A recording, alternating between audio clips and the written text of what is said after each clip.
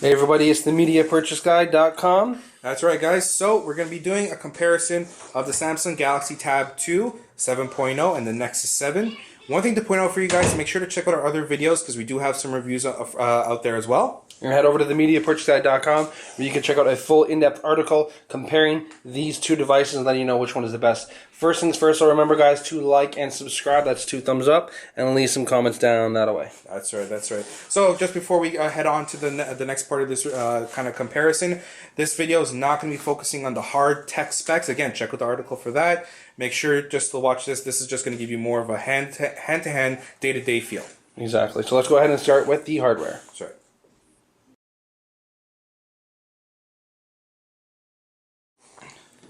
Okay, and we are here for hardware. I will be doing the Samsung Tab 2, and of course Nexus will be doing the Nexus 7. Makes sense. Makes sense. We will start with the front of the devices. I will put them basically exactly even. You can see they're lined. Actually, let's move this up here, just so you can show that they're actually lined up at the bottom, and I'll move it back down just for a second. And if you look at the top, the Nexus 7 is actually a little bit taller, ever so slightly, but it is noticeably taller.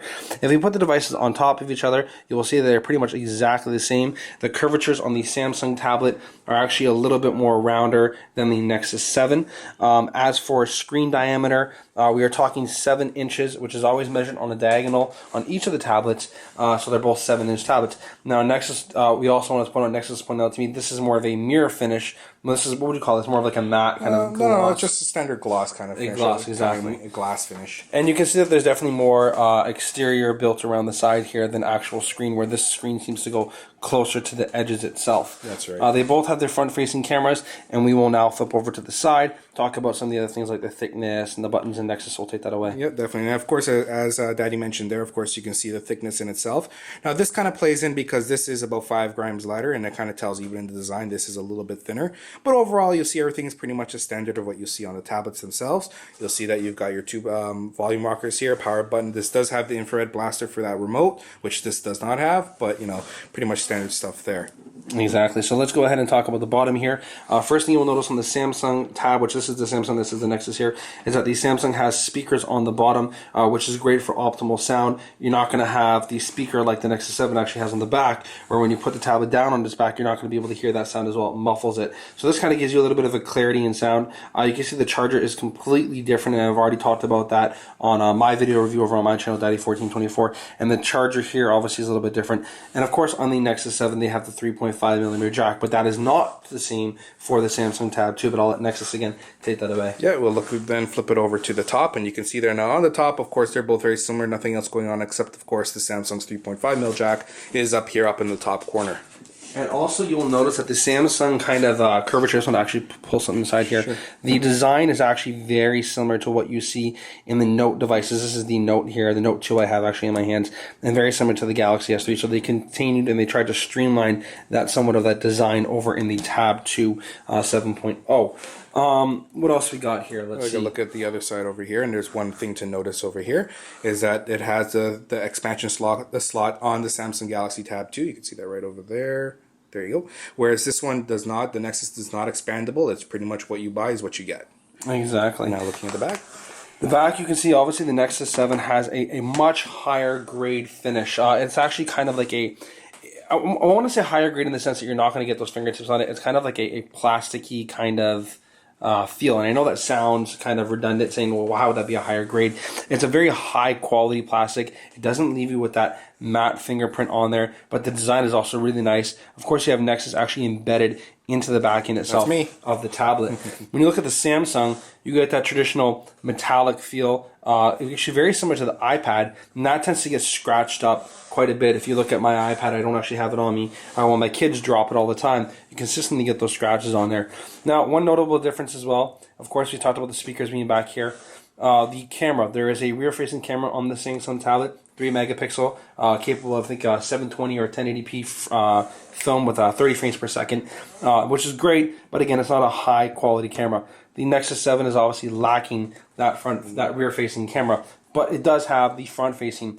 So, you know, they're different each of their core when talking about hardware. That's right. Now we're going to move on to the software now and see how these devices differ.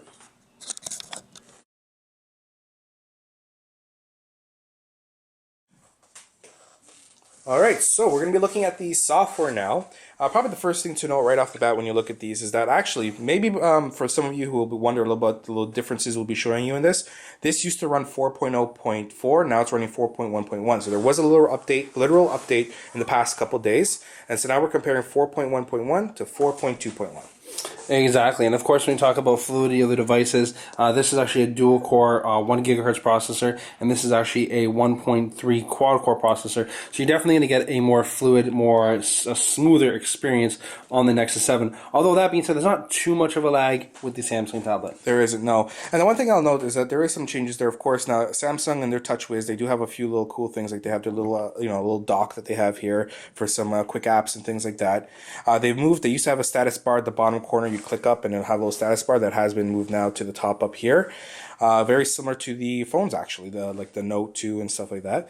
But as this is running 4.2, this does have its own individual. This is your notification dock, and then here's where you can have an actual like contacts, brightness, things like that as well can be seen there. I just want to see if we can show you the actual firmware model here. So you can see it has been updated to 4.1.1. But with software, like always, the Nexus 7 always being the top of the class, the highest grade possible version for software. And I'm going to actually show you guys that here. Let's see if we can show it. 4.2.1, that is the highest available version for actually Google right now, and that's what the Nexus line is really good for. It's going to get those updates. It's going to get 5.0 key line, whatever they're going to call it, at that later date. So overall fluidity with software, we're going to have to, I think, give it to the Nexus 7. Pretty much, That's right. And probably the one thing I would like to mention for those who are considering about getting these two tablets is that with the TouchWiz, you do get TouchWiz with Samsung, of course, and there's a lot of customization and stuff that you have in there. However, the Nexus 7 doesn't come with those functions. However, you can customize, go to the Play Store and download a lot of the stuff that the TouchWiz does. And TouchWiz, because it comes out the box, does kind of lag around the software a bit. That's one of the reasons why it runs a little bit less crisper than the Nexus 7. Well, it's also why the Nexus 7 is going to get us updates more frequently, because when they want to build an update, they have to build in all their bloatware and the TouchWiz and all that. So it takes more time to get that update out for Samsung than it does, say, for example, the Nexus 7. But like you said, there's custom launchers that you can download in the Play Store. So obviously, if you don't like or you want to add in one of those extra experiences like TouchWiz, you have numerous options available to you in the Play Store. That's pretty much it for our software. We talked about hardware, we talked about software. Obviously, this having things like the IR blaster, so it's even the universal remote, and that's pretty much it. Yeah, so we're going to close out now. I'll be back with this for a moment for a final verdict.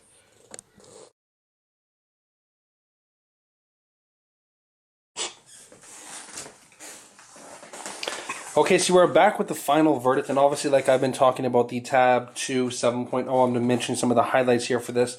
Obviously, what's a little bit slower in terms of physical, processing power, it does offer you things like the rear-facing camera, TouchWiz, and of course the IR blaster. So there are benefits to owning the Tab 2 7.0, and at the price point listed, I think it's about $249-ish around there. You really can't go wrong with that price point, so it's definitely a great purchase. But we got to look at the Nexus 7 as well. The Nexus 7 is a crisper, cleaner tablet, runs smoother, is a little bit lighter, so it fits nice in your hand.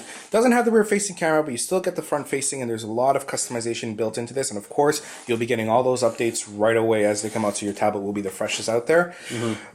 So what do we give?